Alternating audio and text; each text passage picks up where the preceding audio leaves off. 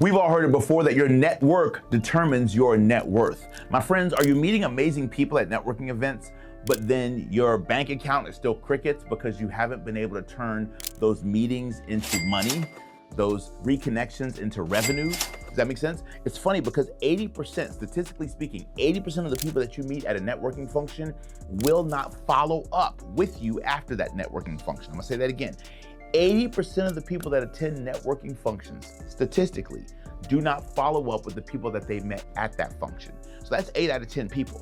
That's 80 out of 100 people. That's 800 people at a major convention.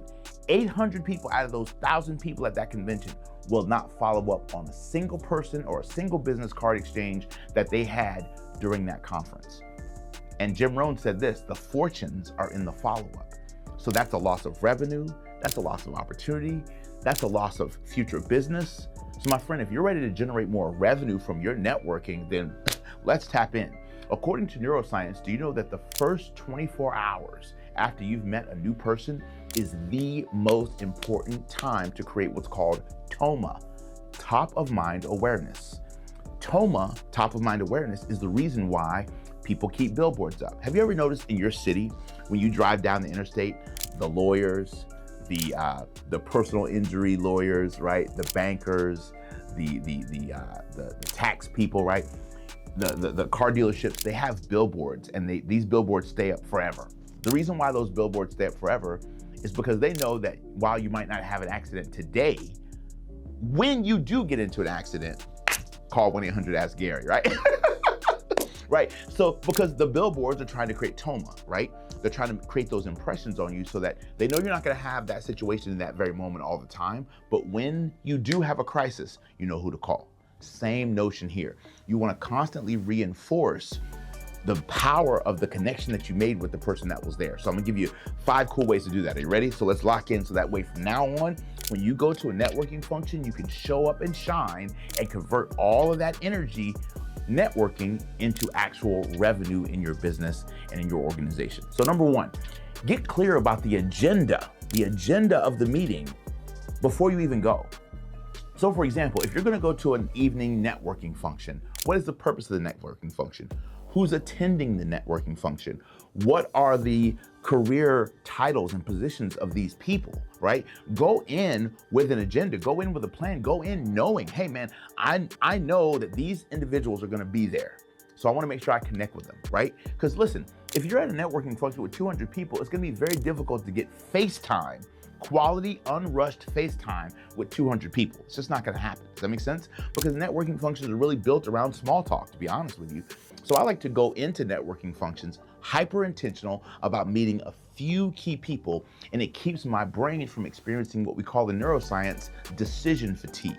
See, sometimes if you come into an event and there's all these people everywhere, my friend, your brain gets overwhelmed. So what happens? Because you can't figure out, do I talk to that one? Do I talk to that one? Do I talk to him, her, that, and that? And because the brain gets overwhelmed, you experience what's called decision fatigue. And instead of going and meeting all these amazing new people, what do? You tend to stay to the people that you came with.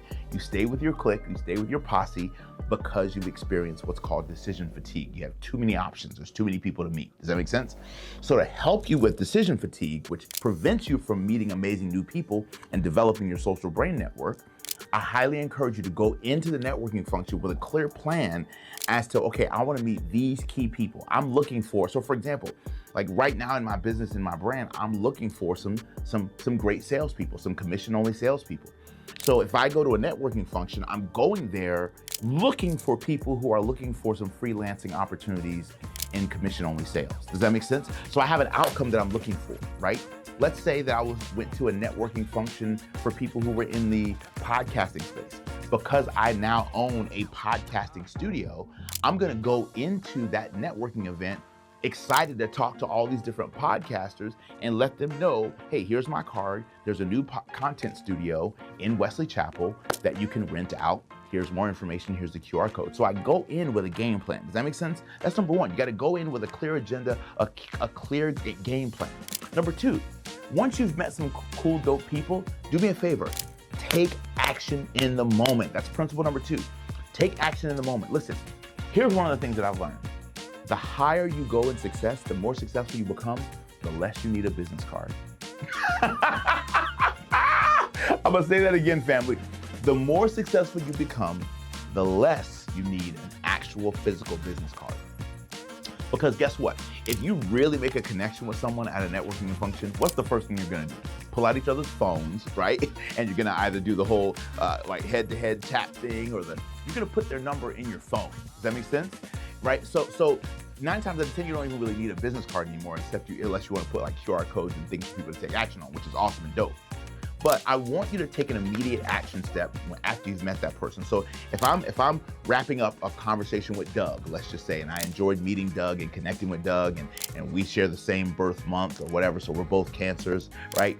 I might text Doug at the tall boy that he and I are talking at, say, cool, got your number, I'm gonna send you a quick text so you have my information, boom, we're good, right? Or let's say we plan on doing something on LinkedIn next week. I might shoot him a quick DM on LinkedIn and say, hey, Doug, this is Dr. D. We're talking right now at the tall boy at this beautiful outdoor reception next to the waterfall. It was great connecting with you and learning about you and your family who just moved here from Nigeria. Now look what I just did. Not only did I take immediate action in the moment by sending a text or a DM, but I also created context, which is actually concept number 3. Principle number 3 is I want you to recall a special moment at the networking event so that way the person remembers you. Does that make sense? So notice how when I was talking to Doug, I said, hey, it was so great to connect with you when we were outside by that beautiful waterfall, so that he has a visual memory as to where he was in that big old networking room, and the fact that you and your family just moved here from Nigeria. Does that make sense? So now I've recalled something special about my conversation with that person that lets them know 2 things. Number 1, it lets them know that I listened and that I cared enough to listen. And number 2, it reminds them of a special moment that means something to them. So now as they are releasing oxytocin in their body around having that trust and that bond around not only what they shared, but the fact that someone remembered it enough to recall it, it now transfers that same oxytocin to their feelings about you. Does that make sense? Isn't that awesome? Let's go. Number 4, I want you to set up, this is, again, the first 5 things I need you to do right after you leave a networking function. Set up virtual coffee dates, right? Set up virtual coffee dates. So like, let's say you went to this networking function and you come back with 17 business cards, right? The truth is you don't want to have virtual coffee with 17 people. And let's just be really honest. You certainly don't want to get in your car, get dressed, get in your car, drive the first watch, right? And have a sit down hour-and-a-half discussion with all 17 people. So what I want you to do is, let's say you left with 17 business cards. Out of those 17 business cards, there's 7 people that you really, really want to connect with and kind of continue the conversation. Maybe you set up little 15-minute discovery calls. Send them your Calendly link and say, I'd love to do a little coffee date, a virtual coffee date with you to get to know you a little bit better, learn a little bit more about what you got going on, et cetera, right? And then maybe that 15-minute virtual coffee date that you set up within 24 hours. So the coffee date doesn't have to take place in 24 hours, but you can set it up within 24 hours. So either that same day that you met the person or the very next day, make sure you send a message. Hey, I'd love to do 15-minute virtual coffee with you on Zoom. Here's my Calendly link. Just please pick a date and time that works best for you. I can't wait to connect. Does that make sense? Now you've created another opportunity outside of the original networking function where that person can now get a one-on-one with you, right? Because networking functions are great, but there's a million things going on. So there's distractions everywhere. There's music, there's ambiance, there's food, there's a million fragrances going on because people have different colognes and perfumes, right? There's all this, somebody's on the microphone talking and somebody's giving direction and people moving. There's all kinds of stuff happening at networking events. So it's very hard to bond at a networking event. That's why you want to set up the virtual coffee dates. Does that make sense? So that's concept number 4. Within 24 hours, look at your list of the people that you met and say, out of those people that I met and those people that ended up in my cell phone, I want to have virtual coffee with 7 of them. Are you feeling me? Set up those coffee dates, make it happen. Let's put some money in your pocket. Concept number 5, baby. Cha-ching! Add these folks to your CRM, all right? Add these people to your CRM database. So take all 17 of those people and put their name and email address in your CRM. Now, as long as the content that comes from your organization is empowering, inspiring, uplifting, and gives people results in the area of the very thing that it is that they met you in, then they're not gonna mind getting an email from you from time to time because it's an additional touch point and it begins to create what's called nurturing. In other words, you put those people into what's called a nurture sequence in internet marketing. You begin to nurture that customer, that potential customer from a casual or an informal networking meetup. Now you begin to nurture that person through a process by sending them a couple of emails, as long as the emails are aligned with how they met you. So in other words, if I met this person and I'm like, hey, I'm a peak performance expert, blah, blah, blah. And they're like, oh my God, here's my card. I want to know about all the events that you're doing in town. And anytime you're doing a presentation skills training, I want to be there, blah, blah, blah. I'm like, great. Do you mind if I add you to my database? I always like to ask that person when someone gives me their card, do you mind if we add you to our database? We're going to send you an email. You'll get one once a month. It's dope. If you don't feel like it aligns, please unsubscribe. I love to say, please unsubscribe, because it gives person permission. It takes them off the hook. It reduces defensiveness and it builds trust. Does that make sense? So that's gangster strategy number 5. Add them to your CRM. So now you can automate the follow-up with them, nurture them with some emails, some video content that maybe you have on social media or your YouTube channel, et cetera, and the person can kind of go on their own journey of discovering more about you as a result of, and from a sales perspective, you kind of start to indoctrinate them as to who you are, how you teach, how you coach, how you consult, how you add value. So that way that person can go from a random person you met at a networking function to a potential customer and a potential hot lead client. Does that make sense? So dope. Last principle, last concept, and this is a gangster bonus. This is also gonna put money in your pocket. Find a way to add value. Find a way to add value. Here's what I mean by that. Let's say you're talking to, I'm gonna go back to Doug. You're talking to Doug, you guys are having a great conversation, and in the conversation, he mentions to you that he loves custom high tops. He loves custom high tops. And let's just say you happen to have a good friend who does custom high tops. So here's what I want you to do. Within 24 hours of leaving that interaction with Doug, right? Not only did you set up a virtual coffee date, not only did you text him in real time and send him a LinkedIn DM, the very next day, I want you to send him a link, a quick email. Hey Doug, what's going on? We met yesterday, it was dope, it was awesome. Here's a link to one of my close friends who has their own private custom studio boutique in Atlanta. Here's a link to their website so you can check them out. I already told my friend about you and some of your aspirations and your amazing family that just recently moved here from Nigeria. I hope that this link will help you as you continue to go on your sneaker journey, right? Something fun, right? So now look at what happened. I paid enough attention to my interaction with Doug to not only get his number immediately, send him a LinkedIn DM immediately, set up a virtual coffee date with this person, right? And then the next day I sent him an email with information about something that he said he was really excited about.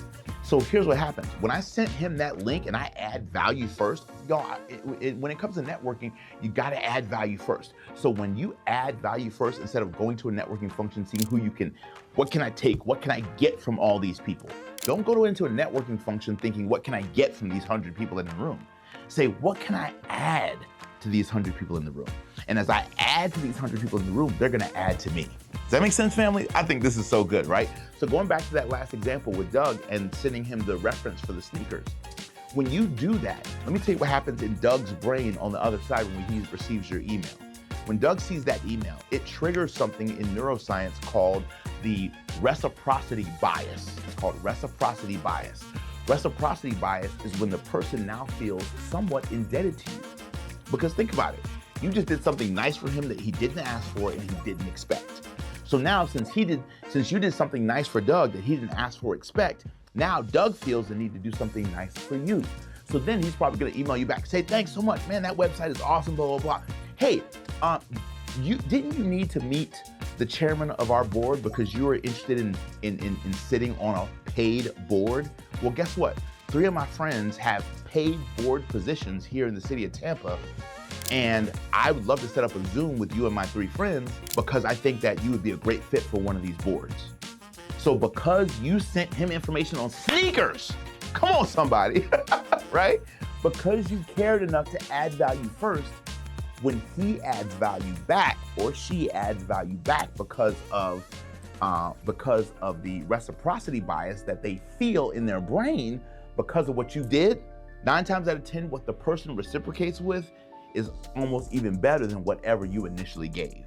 which is so gangster and it's so fire. So I want you all to leverage these strategies, and listen, in the comments below, I need you to fire off and let me know which one of these strategies have you used, which one of them have you tried, and which ones do you commit to trying moving forward so that you can network like a pro, because your network determines your net worth. And my friend, if you got massive value from this video, do me a favor, make sure you check out our other incredible video on the power of recalling people's names.